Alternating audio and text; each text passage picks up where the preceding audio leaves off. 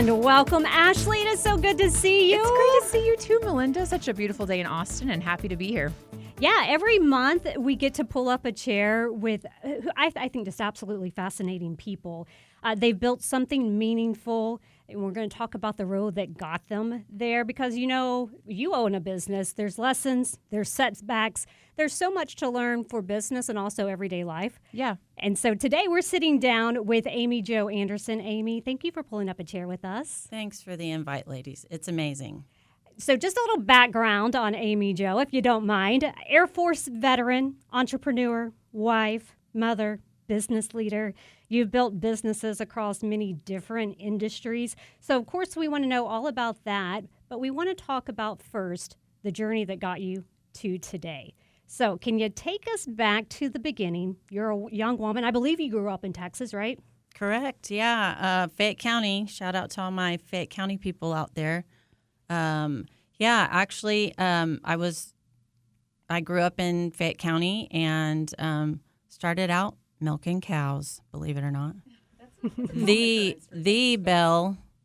bluebell cow was at the dairy there. That was the one they used for photographing and shooting bluebell ice cream commercials from that particular dairy, which is Ferrick's Dairy, right outside of LaGrange.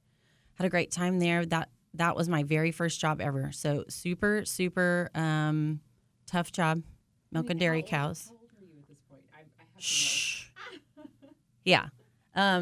Young, just shy of 15 at that point in time. So got to work early, learned very good, diligent habits out there. Amazing first job. But funny story there. My very first day on the job, went to the dairy early in the morning, 4:30 in the morning. Get dropped off. Mr. Ferricks was teaching me how to clean the cattle, get them prepped for the milking machines. And he said, don't stick your head through the bars. I know you're short. It's okay. You're going to have to reach your arms out real far or you'll get kicked. Sure enough, a couple rows of cattle come in, start to get arm tired, lazy, got a little too close. Pow, she got me right in the nose. Oh, no. Broke my nose. Wait, this is day one? Day one. Day one, first batch of cattle, broke my nose. Unbelievable. That is a story to tell. And you still came back the next day. Well, I had to. There was no option. He literally called my mother within a couple of minutes. And I said, please don't call her, don't call her, don't call her. And I said, you don't understand. There's no quit in my family. My mother's going to pull in and say, she's not broken. Continue working. He didn't believe me. Sure enough, sure as the world, my mother pulled in. She said, she still has arms and legs. I'll be back in an hour whenever she's done. So needless to say. Is that the no-quit attitude? It started at such a young age for you? It really is, yeah. I mean, that sounds formative right there. Yeah, so that's how I was raised, for sure. So how do you go from a dairy farm to working on bombs and missiles in the Air Force? So that's a fun story. So I was one of those kids in a small 1A school that was very fortunate and blessed to be able to do everything in that school. Everything academically, everything athletically that you could possibly imagine, you were able to participate in and do well at if you applied yourself.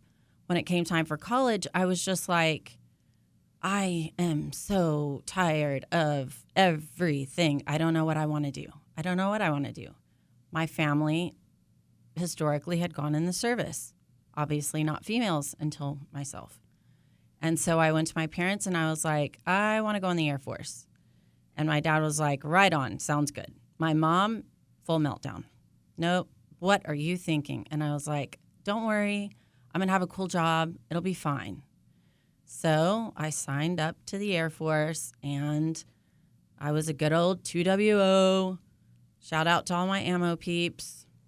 And so I went into what's considered ammunition, bomb and missile technician, inventory, buildup, you name it. Was that something that was your choice, or was that something that you tested for and they said, hey, we think you'll be great over here? So, yeah, you test for it and then it pulls up a couple different applications of jobs that you would perform well at. And so that was the one I looked at and was like, this looks way better than everything else on the list. And it looks like there's some decent locations where I could possibly get stationed. So this looks good for me. So I went into that career field, had a great time, was pretty spoiled rotten because in that particular career field, unlike nursing, unlike administrative, my first base, it was 389 men to 8 women. Ooh. And where the bomb, what they call a bomb dump, is completely separate from the rest of the base. It's obviously out in a storage location where in case things go wrong, nobody's really going to get hurt except the people that work there. And so as a female, a young female, if you worked hard, applied yourself, and did really well, you were pretty spoiled. And so I definitely was spoiled. But I figured out really quickly I could do all of the mechanical things really well, but I also liked using my brain a lot more than getting dirty and greasy. And so I figured out really quick how to master the areas that I wanted to and move right into the accountability office where I wanted to be. And so that's where I stayed until I separated from the Air Force. And when you separated from the Air Force, what lessons, besides learning about yourself, which I think probably was the biggest one, how to apply that into whatever it was you were going to do once you got out of the Air Force? Well, it was interesting because when I separated, and I separated medically with injury, I wasn't done serving my country. I was like, I still feel like there's more for me to do here. And I want to be able to give more, and I want to be able to do more. And I still have such a fortitude for doing everything right, follow the letter of the law. And militarily, it's so detailed to the point where it even has explicit what they call technical manuals, TO manuals. It even tells you details so fine and intricate, like take your watches, rings off before you do this. In every single thing that you do, it's that detailed. And so I was like, I have to be able to do something and apply these types of detailed instructions for things in the future so that it can help anybody excel and do well at everything. Well, my next position, I took a job at the Air Force Base, at Nellis Air Force Base in Las Vegas, as the air show coordinator.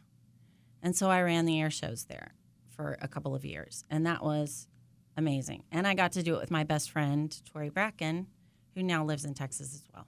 And so that was incredible because I think, if I remember correctly, we were the first 2 females to actually get to do that. That is simply amazing. And was it a position that opened up, or was this something that you were working towards and then you hit it? No, it was a position that had opened up. The prior person that had it had retired, and so the position opened up. I technically wasn't really qualified for it. I just did really well on my interview, and I was like, what's the worst thing that happens? I fail at one little tiny minor event before this comes up. You can let me go. You could always get some military guys to do it first. And they trusted me, and I excelled, and it was incredible. It was the World of Wings Air Show in 2002, and it was incredible. I think that's one of the things that I like is this attitude of just give me a shot. I understand if it doesn't work out, then it doesn't work out, but I may surprise you. Yeah, it takes so much courage, right, to like step out of your comfort zone and put yourself out there and say, hey, I might not have everything figured out, but I'm willing to put in the work, take a shot on me, and let's see what happens. Like, I love that attitude, and I bet that served you well throughout your life, and maybe even for some of our listeners right now, right? Like, just step into that role, even before you might be ready for it. Step into it and figure out what happens Yes, next. And I feel like that's so important for everybody listening. You don't have to be the cog in the wheel for everything. You just have to be able to connect with the other people that are the key ingredients to get it done. So if you're willing to open your mouth, like my mother used to always say, closed mouths don't get fed. No, they don't. So if you know somebody that's the genius at this part of the operation or the genius at that part of the operation, network with them. Ask them to become a part of your team and get it done. Don't be afraid to ask for help. That's great advice. It is good advice. And at some point, you left the Air Force world and you moved into business ownership. And we're going to get into that here in the next segment on A Seat at the Table with Amy Jo Anderson. This is A Seat at the Table, where we talk about the work, the grit, and the moments that changed everything. Pull up a chair. The conversation continues. And that conversation is with Amy Jo Anderson. And we were just talking about you were in the Air Force, you were in Las Vegas coordinating the air shows. You eventually left that and you got into entrepreneurship. In fact, I believe you call yourself a serial entrepreneur. Yes. What was your very first venture into that? I did. It was time to bring my son home and be around real Texas men. God bless you all. Yeah. And so when I decided I wanted to move back, I had a relationship already with the creators of the Tilted Kilt Pub and Eatery that was in the Rio Hotel and Casino in Las Vegas. And they knew that they wanted the franchise to move here to Texas. And so they approached me about it and they were like, hey, if you're going to move home, we'd like you to be the person that franchises Texas. And I said, oh my gosh, that's amazing. That's a huge opportunity. And I would love to accept that opportunity and go for it. So before I was Amy of Anderson Landscape, I was Tilted Kilt Amy. And so I brought the first Tilted Kilt in Texas here, and I had the franchise rights to franchise everything from Williamson County to Corpus Christi. And so when I first got here, it was one of those situations where some people greeted it with open arms. Other people were very hesitant, which was understandable. It was a new concept. It was different. And so I had to get out there and figure out how to, first of all, expose the brand, the recognition of it, and be able to secure a location, secure other investors to get the full capital that I needed, and be able to open the restaurant within 2 years, which was my timeline to get the first one open and on the ground. So is that something that the owners in Las Vegas, they give you a timeline Yes, like that? all of that was in the franchise agreement. And so I had a timeline to do all of that. So I had to reach out. I reached out to the bank in Georgetown that I was with at the time, and I was like, listen, I'm looking for local investors that might be interested in opening a restaurant franchise here. This is what it's about. And so luckily, these two individuals that I met with had already been to the location in Vegas, and they were very inspired by the concept. One of them actually had other restaurant ventures, so he was aware of it. And then the other partner had other businesses that were in Williamson and Travis County as well, but had not been in the restaurant business before. So I have a question for you, because I think that there's an interesting, I guess, dynamic between startup businesses, organic startup businesses, which you have one now, versus franchise startup businesses. Correct. And I always laugh because I have a great friend who owns a franchise, and we always talk about how the grass is always greener on the other side, right? Mm-hmm. From your perspective, what do you think the benefits were of starting up a franchise business as your first venture versus doing it organically on subsequent ventures that you started? For me, because I came out of the military where there's the little procedural books that go along with all of it, that's the benefit. And the very first time you open something, it's good to have that because that's what a franchise gives you. It gives you the TO manuals, if you will, of how to run this business. It's already been done for you once. Here's the cookie cutter manual of how to operate, how to run things. And then, of course, you've got the franchise owners, the franchisors, coming in and checking things to make sure you're doing it right. Everything looks correct according to the franchise manual and the way that it should be operated and run. And if you do all of that just right, supposedly, if you did your market research correct, it should be fine. You should make money and you should be able to open another location. Is there any flexibility in it to where you can impart your own personality, maybe your own way of running business, or Typically is it strictly? Typically not. Typically, they've done all of that research for you already, and they don't really want you to finesse any of the looks, any of the menu items, any of the atmospheric aspects of it. And that's because they've already done a lot of that research for it, or it's an egotistical thing, honestly, and they've already created all of that stuff the way that they want it to look, and so it's their branding strategy that they want. But financially, it's all on you? Most of it is all on you. And the bonus is you get to pay them $4 to $8 to $10 grand a month out of your proceeds just to put their logo up. Yeah, it's How interesting. cool Now, is that? there are like varying degrees of franchises, right? Like you Yes. have some that are a little bit more done for you, some that are more helpful, more engaged in the everyday day to day, more resources and stuff. Did you Yes. do any research before? Or I mean, I just want to know, were you interested in getting into a franchise and so you just made that connection with Tilted Kilt? Or was it more of Tilted Kilt was the opportunity and you just took it as a franchise? I had done a lot of research actually because I honestly, when I had gotten out, I had received a very substantial inheritance. And I knew I was going to start a business. I knew I had the skill set underneath me, the background behind me, the work ethic, and I knew I was going to start a business when I moved to Texas. I knew from my colleagues and friends at the Tilted Kilt that it was a no-brainer moneymaker. I also knew, because there wasn't any in Texas at that point in time, and because of my research, that because of the menu, the way that we had the menu, and the numbers that Hooters had, there was no reason the concept would not blow those numbers out of the marketplace. Am I just super sheltered? I've never even heard of this. Have you heard of Tilted Kilt? Or Yeah, did there you- was one in Round Rock. Was that yours? That was mine. Yeah, there was Oh. one in Round Rock, and the concept was very much like a Hooters, except for it was kilts instead of shorts. Correct. And a full bar menu, and the menu was different. But yeah, so long story short, opened that up with 2 good partners and 1 really horrible one.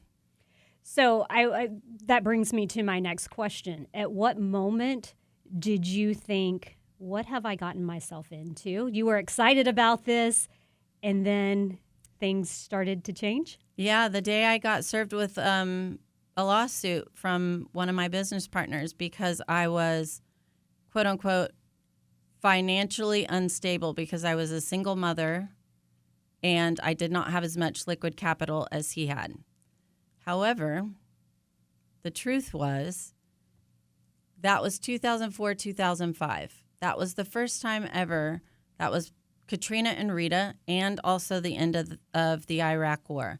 That was the first time that we had a 100% shift in our gas prices from roughly $1.60 per gallon to $2.80 or $2.80 a gallon in less than 2 months.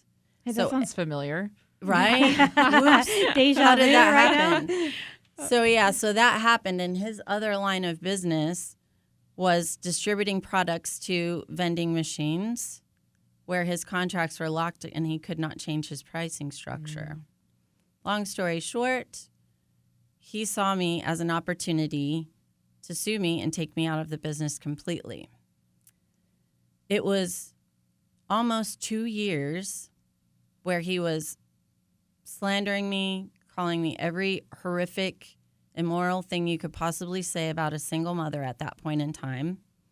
And my attorney, who was amazing, the day before we were scheduled to go to court and have a hearing, a trial about all of this, she called me and she said, "Do you really want to go through with this and let him say all these things about you?" And I said, "You know what? Let him lie on the stand. God bless him. I will let him have his day to lie in front of God and everybody with his hand on the Bible." I said, "I am not that person, and I've got plenty of character witnesses to say that I am not." I can't even imagine being a single mother going through that. What kept you going for the fight? My integrity and every single person I've ever come in contact with on the planet would stand there, and if they had to testify, that courtroom would still be filled to this day.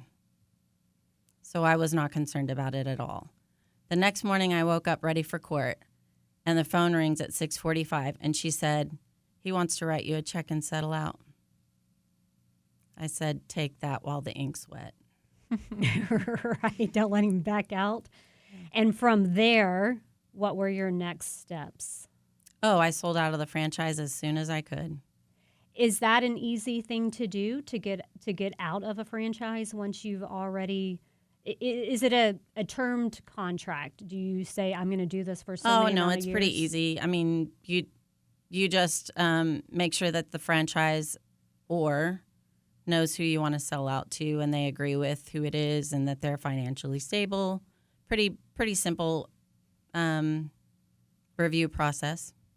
So once you got out of it, the world was open for you? Yeah, And the world was open. Everything was great. It was perfect. It felt amazing. And the best part of it all, it was like my armor had just been polished.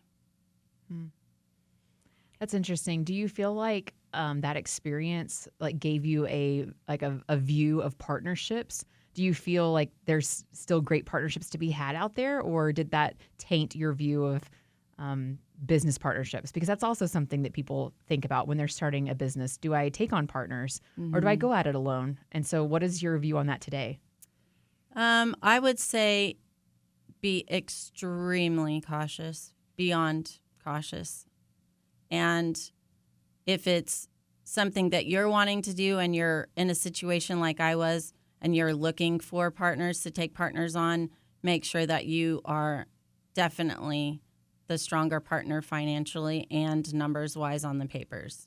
Hindsight 2020, was there any red flags now looking back, other than obviously being financially? No, No, there weren't. No, none that you can identify. Mm-mm. so it sounds like he was looking to take advantage of what he saw as a situation. weakness, Mm-hmm. which was obviously was not. In fact, it strengthened you even more. Oh, yeah, 100%. I mean, there are vultures out there you have to be on guard against. I'm sorry Yeah. that you experienced that, but I'm not. sure it's shaped you. I'm not. Hindsight you just 2020, said, right? yeah, hindsight Polish your 2020, armor. biggest blessing ever. And it's made me so much better in my business with Anderson Landscape now because there have been so many things that have come up business-wise, strategy-wise, different negotiations we've had to make with different things.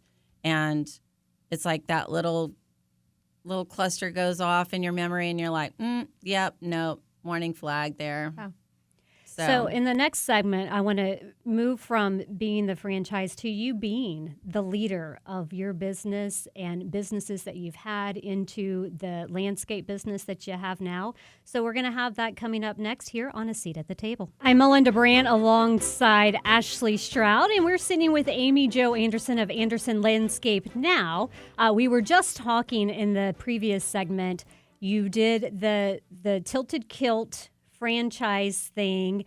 From there, what did you move into once you were able to sell off your portion of the franchise? Yeah, I actually took over a senior care business for a couple of years, managed it to help some folks close that down and bring that to a closure. That was interesting. And now I run Anderson Landscape with my husband. I know you have the military background. What made you think that business was the route to take after that? You had an opportunity with the franchise. What kept you going and saying, okay, this creating businesses or starting businesses or running business, what kept you in that field? So it's interesting because leadership in itself is I feel like it's either in your blood and you naturally find holes in systems and you want to fix them. Or you're a person that says, I'll just wait until somebody else guides me or leads me or asks me to help them with something. And I've always been the former. And I've always been the person that says, I think that should be more efficiently done, or this could be better, or this should do better for you or help you more. And so in that situation, when I met my husband, Chris, he had the landscape business going. It was great. He was doing well. At that point in time, I had my business going. Closed down the senior care business, helped delineate that after the state had changed some state laws and regulations with that company. The landscape business and the marketing involved with that had changed dramatically at that point in time. 2008 comes around, we have the financial shift. Things went from door hanger advertisement and yellow page advertisement, where most people were shopping for landscaping and home improvement projects back then, to heavily internet. That was the point in time when I was like, there's a huge hole here. this is why things are starting to change for your business, babe. And at that point in time, websites for most businesses were kind of just a landing page, but they didn't really have the search aspect of the internet going back then. It wasn't like Google wasn't a super powerhouse then. It was working its way up, starting to get there. But 2008-ish was when that really changed dynamically. And all of a sudden, people weren't out doing the door flyer thing anymore. Yellow pages weren't selling you ads consistently every year anymore, where it was however big your ad was how many calls you were going to get anymore. And then it had to be about how vibrant your website was. Did you have a Google business page or Google ad anymore? And then do you have any types of review systems? Was it like Angie's List or any of these types of subscription systems to make your business relevant online? And so there was a hole in our market space there. And that's when I started getting involved with him, and we had to go full time, the two of us, because he was running so many construction projects. So then it went from just him and the construction crews that he had to me taking over a full-time role on CMO and CMA and managing the administrative, the office aspects, and all of that, and bringing us to the forefront technology-wise. Well, having going through the way advertising was and already having a successful business there, how do you adapt to where marketing went, and how is that something you had to teach yourself? Was there someplace you could go to help you learn what you should be doing? So that's another brutal aspect of it, I feel like. And Ashley, you tell me, because I think your business and mine are extremely similar in that there's a lot of different avenues out there where you can learn things, but you're like, okay, what do I trust? There's Right. They're Who constantly, do you trust? Yeah, they're always pitching things at you. You can buy this ad or you can do that or whatever, but you're like, is that going to get it to the core demographic of where my house is or which products I need to get into which neighborhoods, Right. and so forth.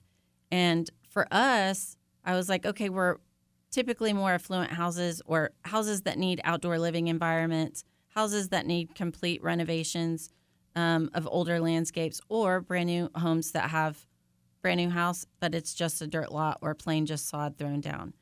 And so in order to learn all those things, I had to go back and once again start asking my network of trusted colleagues, hey, who's the pro at this? I need you to sit down and help evaluate my business with me. And ask them point blank, who have you done this with already? Can you show me results that you've provided already or been able to help with already? And be able to ask them those poignant questions about where has that gotten these businesses?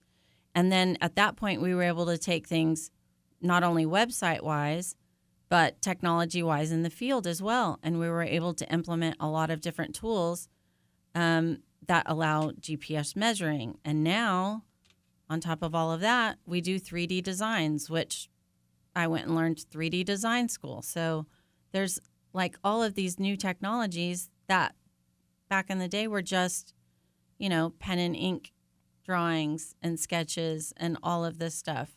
And so now it's just cutting edge. And it's even going further now that everything's like AI generated now. Well, and I wanted to ask you about that. What kind of impact does that have on your business? So many people are worried AI will come in and maybe eliminate some jobs. How are y'all using AI? How have you found it to be beneficial? How have you found it to be harmful, if you have? Yeah, it's funny because our software has a certain amount of AI in it. In other words, I'll take a 2D version of your survey and I'll implement that into the backside of the software. And then over that, I sketch out the house and the basic layout of the land. And then I will implement what we're going to do to the plan. And then as you toggle back and forth from 2D to 3D on it, it creates the trees. It creates the plants on it. And so then they're a 3D version on the software. So it's got its own built-in AI into it. But then I'll have clients that will send us things that they've created on their own AI platform, whichever one they're using, whether it's a version of Gemini or Midjourney or one of these different softwares that they're using now. And they'll send me something that they've created for their land. And they'll say, hey, this is what I want to do at my place. Can you guys give me an estimate on doing this build out? 9 times out of 10, what they're missing is the actual true elevations. And so what that's going to wind up costing them could be in excess of $20,000, because what they don't know is the AI can't account for the fact that from their back porch to the lower end of their lot might be a 2-foot drop. Well, we can't excavate out 30 tons of rock. It's just not feasible financially for them. And it wouldn't be the proper thing for me to propose that for a homeowner, because that'd eat up their entire budget. Instead, I'd rather design them something that gets them all of the elements that they want in their landscape, but I need to design it in a way that's not going to eat up their entire budget on excavating rock. Right, that like works with what's already there. Exactly. Yeah. So you're already seeing those like limitations in AI, Exactly. where you can leverage it to add some value, but it's not coming for Anderson Landscapes anytime soon. No, Yeah. and I don't see it digging out limestone in Central Right. Texas anytime soon either. Well, and I would think it would be beneficial for your clients that have a hard time visualizing. You can go out there any day and say, yeah, I think you throw this here, that there, it's going to look perfect. Just trust me. While I'm sure they trust you, in the back of their head, they're going, but I don't know what that looks like. And so it's easier for you to give them a more accurate picture. It takes out all the ambiguity for the most part. I mean, there's still that one-off, two-off customer that says, oh, that plant doesn't look like that, or this plant doesn't look like this. Well, no, because it's not textured and a breathing creature yet. But yes, this is the image of what it's going to look like and the placement of where it's going to be placed, roughly. Yeah, I could see AI being really helpful in services like yours, because it kind of allows us as consumers to open up like our minds to what's possible. And then that just like opens the door for creativity to start. And then you just find a great professional who's wonderful at what they do. And then you work together to collaborate and bring a vision, a version of that vision to life. But I think it does help to like inspire people with creativity and all sorts of things to start thinking about what it could look like. And it speeds up the construction process as well. It makes everything a lot more fluid. It keeps the homeowner from worrying about what's going to happen next when they can see it on a plan that's 3D like that. Yeah. That way they know ahead of time, something's going to be stone, it's going to be stone. They can see it's stone on the 3D rendering. If something's supposed to be steel edging, they'll see steel edging. If something's going to be river rock, they'll see river rock. If it's going to be mulch, they'll see mulch. It's all actually what it's supposed to be. Very helpful for people that can't visualize for themselves. I think it's very fascinating. I'm sitting here with 2 women that have built and expanded the business with their husbands. So I can't help but ask, what's been the best part of doing that with your prospective husbands or your husbands? And we'll start with you, Amy Jo. He's my best friend, and on my worst days, he knows my weaknesses. On my best days, he lifts me up. The days that we don't get along, he's the first person to say, it's okay, just take a break. I get it. You've got a lot on your plate. It's fine. I got your back. You're not going to get that with just a general coworker. And you, Ashley? Yeah, I would say I echo a lot of what you say, right? We really do have a strong marriage, and he's my best friend. I could not imagine spending 8 or 10 hours away from him every day, right? Like if I had to have a different job and he went somewhere else, I couldn't even imagine what life would be like not having those days spent with him. And I do think it's made us stronger in our marriage. It's helped us, learn how to communicate better.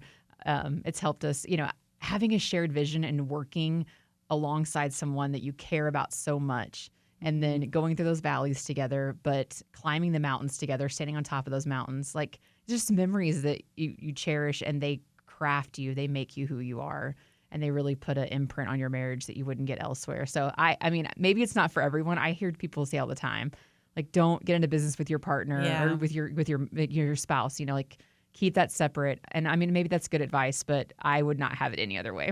Yeah, it's funny for us because maybe it is because we're both super creative types.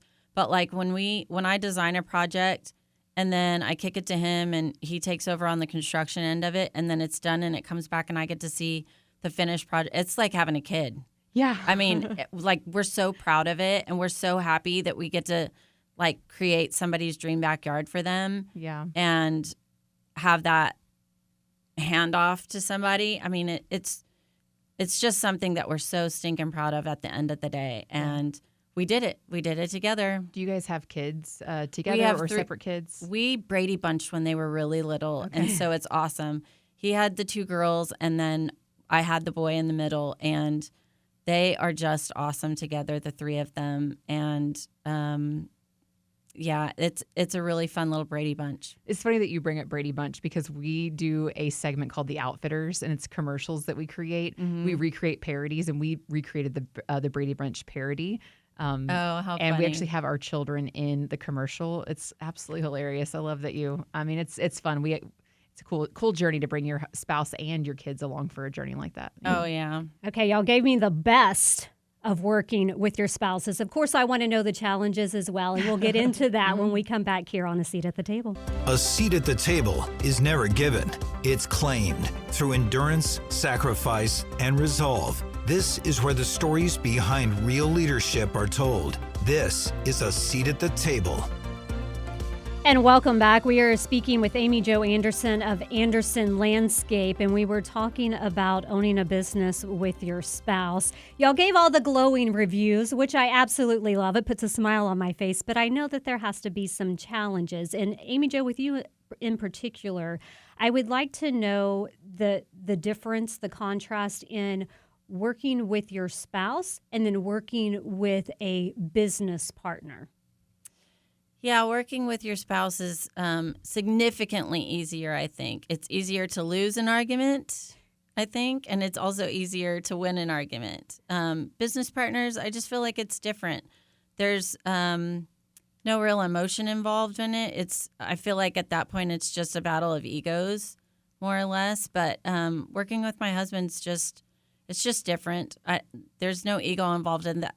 When we have discussions about things, there's 2 things involved. One, am I arguing a point because it's the best result that we're going to get? And at the end of the day, it's going to either A, make the customer happy first, B, resolve a conflict that's going to make the project go smoother for all of us, and then C, are we both going to be happy at the end of the day when it's done that way? Is that going to make the argument justified? If so, then I'm all in. Game on. Do you guys think y'all have similar leadership styles, or are you guys opposite? Like, are you guys different in your leadership styles when it comes to your size of when you're dealing with your team? I don't deal with the staff at all when it comes to that stuff. Very rarely do I go on site, and if I do, it's usually only as we're laying out an initial design of something, and if Chris is questioning something that he's seeing, and he'll have me come on site and explain it with him as to what we're looking at. But normally, I mean, everything is so cut and dry as we go through the design to estimation part of the design that all of our duking it out is done there. Yeah. I thought it was interesting that you said in one of your messages is to trust your motherly instinct. What did you mean by that, and how do you apply it in your company? Yeah, I just feel like there's so many women in business that maybe tell people what they want to hear instead of what they know they're going to need to hear to succeed. And I feel like I've always done that. And even with my kids, there's a little bit of tough love involved with some stuff, I feel like. Even though they may be emotional or moody or whatever's going on with them, and they've got to push through it and finish something. They've got to just table that a little bit and realize that whatever's going on with them, they still have to finish it. And so when it comes to business, you've got to just use that motherly instinct, I think, and realize that if you're going to coach somebody on your team or your spouse or yourself or whatever it is in your business, using that motherly instinct that I think a lot of us women have is one of our key gifts that God's given us, to let yourself know that it's there for a reason, and it's an absolute gift and attribute that only we have to be able to evaluate how to get the best out of somebody. Yeah, I love that. I think why it works so well is because it's founded on relationship, right? Mm-hmm. Relationship has to be the foundation of everything you start with. And once that's established, then it's so much easier to coach people up, or coach yourself, or your spouse or your business partner, right? It's easier when those relationships are, and I think women do a phenomenal job of cultivating relationships in the workplace so that they can then leverage those relationships to bring out the best in others. Mm-hmm. And then it's also easier to take criticism when somebody loves you in a different way. Yes. Then it doesn't hit so hard when they say, come on, you know you can do better. Right. Or that's not your best effort. Right. It hits differently. There was something else that you said, that you should never sacrifice the opportunity to learn something new. And I think that's really important, especially in business. You can't go in thinking you've got it all figured out. There's nothing for you to learn. And I think it lends to conversations we've had before, Ashley, and that is learning when to pivot, how to pivot. You want to expand on that a little bit more? Yeah, it's so crucial. And I mean, just like from the transitions that we made early on, from, Yellow Book and door flyers, to learning about internet and learning the back ends of our website. My gosh, I never thought in a million years I'd be figuring out how to work the backside of a WordPress website back then. Never, but I did. Why? I went and took classes and learned it. Same thing with learning the software. Those are weeks out of my life that I spent till 1, 2 in the morning learning how to do that. Why? Because it made my business better. And then same thing now. I'm diving into a bunch of different AI classes. Will I use some of it? Probably never. Is it worth me knowing it so I don't get duped? Absolutely. Mm-hmm. This is a recurrent theme on this show, is that you have to have that resourcefulness and that growth mindset, always looking for how you can grow in your knowledge, in your leadership, in your expertise. You always have to be wanting to grow. I think I've heard that from literally every person on this show, and I think you're a great example of that. And what's the worst thing that happens? You grow another brain cell? Oops. Yeah. What should people think about before starting a business? Is there something, regardless of what business that you're in, that is pretty much a constant that's going to show up in whatever it is you're starting? Make sure you love doing it 168 hours a week. And if you don't, keep shopping. Keep shopping. Because you've got to be willing to commit that many hours. Yeah, it's so much grit that it takes to get a business off the ground. I mean, it doesn't always have to be like that forever. Ideally, Obviously, we're all working towards scaling and some freedom that comes with that. But I think coming into it with realistic expectations of just how much effort is required. You can't, if you underestimate that, you will have mismatched expectations on what is actually going to be required of you. That is for sure and good no advice. Matter what type of business it is, don't forget, you are in the people business. You're in the people business with your employees. You're in the people business with your vendors. You're in the people business with your customers. So if you're not a people person, maybe just invest in a couple. What about taking risk? I would imagine every single time you started a business, or you had an idea or a thought, or even the part of changing the way that you market, you're taking a risk. How would you motivate people to say, sometimes it may not be worth it, but more times than not, is it? Yeah, do your research. Calculated risks are okay. But if you're not willing to do the research, maybe just go to Vegas for a weekend. And use that risk instead. Yeah, like... Oh, hey, no. Melinda, have we had any callers? Or I would love to have a caller for the show. I think we had one early on a couple shows back, but I'd love if there's a caller that we could have live to ask a question of Amy. I'd love to. Sure, 512-836-0590. And as we wait to see if we get that, how has success, the definition of it, how has that changed for you over the years? Dramatically. Years ago, it used to be like, oh, how much money can I stumble through and choke on? And now to me, success is I can take an afternoon off and have lunch with my daughter once in a while and just lift her up when she's having a bad moment. And success is my son's flying in from work. He's been gone for 10 months and I can pick him up myself. Those moments that are invaluable. And over the years, what has it been as you look back at all that you have done? Is there anything that maybe you knew then that you didn't realize you knew, or anything that you wished you would have known then that perhaps would have changed your journey? Oh my gosh, no.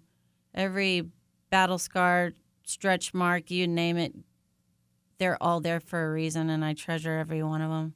They made me so much wiser. And there's moments that I felt I was going to just fall to my knees and there wouldn't be much left to pick up. But hindsight 2020, man, every single one of them made me so much better and more compassionate for other people, and more apt to learn more, for sure. Okay, we're going to move into our last portion of this, and it is our rapid fire questions. We start off with this or that kind of thing, and then maybe a question where it's like a one-word answer, and then we'll kind of get more into it. Are you ready? Okay. We'll start easy, I promise. Adversity, is that the teacher or the enemy? Teacher, for sure. Integrity or opportunity? Integrity. Risk or regret? Risk. Plan it all out or figure it out as you go? Plan it all out. So just out of curiosity, who's stricter, Mom Amy Jo or Boss Amy Jo? Mom. What's harder, raising kids or managing employees? Raising kids. Biggest risk you've ever taken? Oh my gosh. Probably going in the Air Force. One word that describes leadership? Compassion. Best business advice that you have ever received? Don't strive for mediocrity when excellence is attainable. Worst business advice you've ever received? Wing it. One thing entrepreneurs overcomplicate?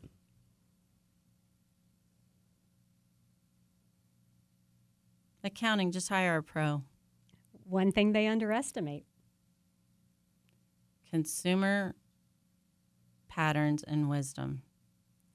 Biggest lesson from the military? Don't go up on high things. And and finally, what does a seat at the table mean for you? An opportunity to pay it forward, to teach others lessons. Amy Jo, thanks for pulling up a chair with us today. We really do. And thanks to everyone who joined us. If you'd like to hear this conversation again or catch any of our previous episodes, you can find a seat at the table on your favorite streaming platform, and be sure to follow us on social media for exclusive interviews and additional content. I'm Melinda Brandt alongside Ashley Stroud, and we'll see you next time on A Seat at the Table.